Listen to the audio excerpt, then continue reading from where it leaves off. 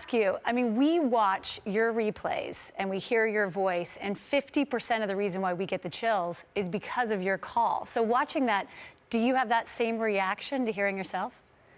No.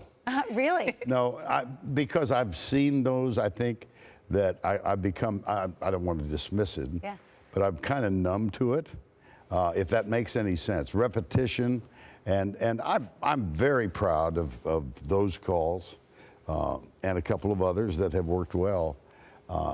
I hope I'm not so self-aggrandizing that I listen to it and I go, my, I'm sounding particular. I try not to do that. Well, I thank you for all the chills that you've given me. Thank you. Yeah. You do know Summer and I go way back. I do. 1994, Rome, World Championships for swimming. Yeah. Did you ever think that you'd be calling swimming? And in that same vein, is there a sporting event that you wish you could call? Because you're not retired yet. No, not really. I mean, it's been a pretty full career that started in the early 60s. But we did swimming and diving. It was the all-time. Now the statute of limitations is over. Yes. So we can confess that it was the all-time boondoggle ever. We ate some good food in Italy, didn't we? Well, what I love about your sport is that you compete in so many different events that they stretch it out. So we had they would compete from 6 to 8 every night for 16 days. That left a lot of downtime, and I think every executive we had at CBS, we had lost the NFL. You would be amazed how many people found a reason to come to Rome. Yeah, exactly. And we had a great time. It was Rowdy Gaines, Summer, myself, and Cynthia Potter. Yeah. That's outstanding. Well, speaking of retirement, you're not necessarily retiring. You're just kind of moving over. You'll still be covering NCAA tournament, also golf. Can we talk just a little bit about any advice you may have for a broadcaster? I'm recently retired and I knew that. Going into this full-time. So early on in your career, Summer mentioned it, when you have all this excitement, the calls are coming on the field, how do you keep your poise and still be able to make that call and not get caught up in the excitement of the games? I think that probably, Swin, comes with experience. I don't know that I would have been able to do that when I was in my first or second year, but I think the more exposed you are to more challenging circumstances, you just lean on what you've absorbed over the course of your career. To the advice, I think the best advice there are two pieces I would tell you. I had a dear friend named Frank Gleber, who was from Dallas but worked for CBS. I succeeded him at the 17th hole at Augusta. Frank died of a heart attack while jogging at the age of 51. But he once said to me, don't ever turn anything down. If they want you to do swimming and diving, you learn everything you can about the rules, the jargon, the regulations of the sport, and then you do it. I've done the World Horse Jumping Championships, and I looked at my partner. This was in 1984 in Aachen, was then West Germany. And Robert Rhythm was my partner. They have a stadium of 65,000 people in Aachen devoted to the sport of horse jumping. And one of the Queen Elizabeth's sister, Margaret, was there. And I said to Robert, I don't know squat about this sport. And he said, if you can get the name of the rider and the name of the horse properly pronounced, I'll handle the rest. And that's how we got through it. And just coincidentally, that's how my dear friend Scott Hamilton and I got through the first Olympic Games. By the second and third, I was dangerous because I thought I knew a little. There are only 6 jumps in the sport. There's only one that launches forward. The other 5 are just a jumble. So we were in Lillehammer. No, I mean, before Lillehammer, we were in Albertville in France. You could have said Lillehammer and we all would have said Yeah. Well, Scott was replacing Dick Button. Okay. I was replacing Jim McKay. And how tough do you think that was? Yeah, big shoes. So, oh my gosh. Well, Scott said he knew I didn't know anything. And he said, when there's a significant moment coming up, I'm going to reach over and I'm going to touch you on the forearm. And that means shut up. And so I did. And then he would nudge me, and now I can talk again. And we got through the Olympics. Christy Yamaguchi won it for the ladies.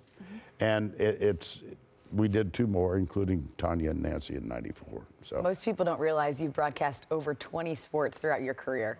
Wow. But for the last 17, it's been the SEC on CBS. You've developed so many relationships in the conference, and I've gotten to witness firsthand with you the emotional relationships. Yeah. Athletic directors, coaches, players. This farewell tour, you knew it was coming, but did you really know how special it would be? And now that you look back on it, what are your thoughts? Well, I didn't know. This was the right decision, the right time. I've just turned 76, and I never thought 20 years ago I was going to see 70. Not, I didn't have any preordained notion that I wasn't going to make it, but that's ancient in this broadcast business. So I kind of wanted and it was important, gals, for us. Sean McManus wanted a smooth transition. I wanted a smooth transition, and Gary Danielson and Allie LaForce, by the way. We all aspired to the same thing.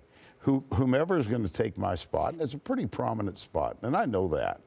We wanted it to be the right guy, and so Brad Nessler was available, and then Sean and I chatted, and he said, let's make this as seamless as we can. I remember him last summer saying, somebody asked him in a conference call, are you guys going to do a final tour, a goodbye tour? CBS do.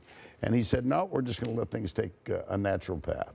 And Allie, as you've seen, it's been extraordinary. And what I'm going to take away from it, I think, and I don't want to tear up here, but the enthusiasm and the warmth of the people, the coaches, the players, and by the way, I got kissed by Joe Namath. And then followed it up the next week with President-elect. Yeah. I will say this, and I'm going to say it tonight. The one thing that Susie Colbert and I do not have in common, Joe Namath kissed me. She wouldn't allow Joe Namath to kiss her. And that kiss, there is you a said, follow-up question there. There is a follow-up, exactly. Yeah. I want to ask you, I'm just still amazed at the energy that I know has taken over the years to do all the traveling and all the preparation, like you said, for each different sport. And I just wanted to know, how has it been? Because I know your wife, Nancy, has been by your side the whole time. Has that really helped you through? Yes. I don't know that many people know now. We got married in 1982. We had met in 1980. And we decided, we don't have children, and that was a conscious decision we made when we decided to get married. Truth in advertising, she had been married twice, so had I. We did a lot of counseling before we pulled the trigger, and the last piece of advice we got from a psychologist was, keep in mind, we went through a really intense week, because we were really serious about it. There wasn't going to be a fourth, and for either of us. So we sat down in this guy's office, and this was in San Antonio, Texas in 1980. And he said, I think you've learned a lot about yourselves and about each other. I want to wish you luck. If you decide to get married, you need to know that statistically, the odds of success are 1 in 10. That's a pretty sobering thought. And so we were committed to the marriage right from the start. And a dear friend of mine named Brad Sham was my partner on the Cowboy radio broadcast. And he had met Nancy and loved her, and he said, why don't you teach her how to spot in a football booth? And she did it for 10 years. She shared that responsibility. But one of the great 3-year stretches we had, I've made so many friends over the years, and in part because of her. But I did 3 years of NFL when we lost the NFL at CBS. I did 3 years with Pat Hayden for Turner. We did a Sunday night game. And Nancy and I were married in our best friend's home. Joe, I'm so embarrassed. Honey, help me. Nancy, Joe we see this a lot in the SEC. Can you believe this? This is why. Yeah, This is your other my brain. best Nancy to the friend. rescue. I just had a senior moment on television. How you think I feel? I have them every day, Oh, Verne, every lot of day. information. Oh, ahead. yeah, Joe Cash. And he had been my spotter, and I'm going to hear about it from his widow. Oh, boy. But Joe was my spotter, and he said, let's get her in the booth, and I'll teach her. So for about a 10-year period, Nancy and Joe were my spotters. And when we did the NFL for Turner for those 3 years. Pat Hayden's one of the best people I've ever met. And we had the luxury of a nighttime game. So it wasn't, you got to be up and bathed and dressed at 7:30.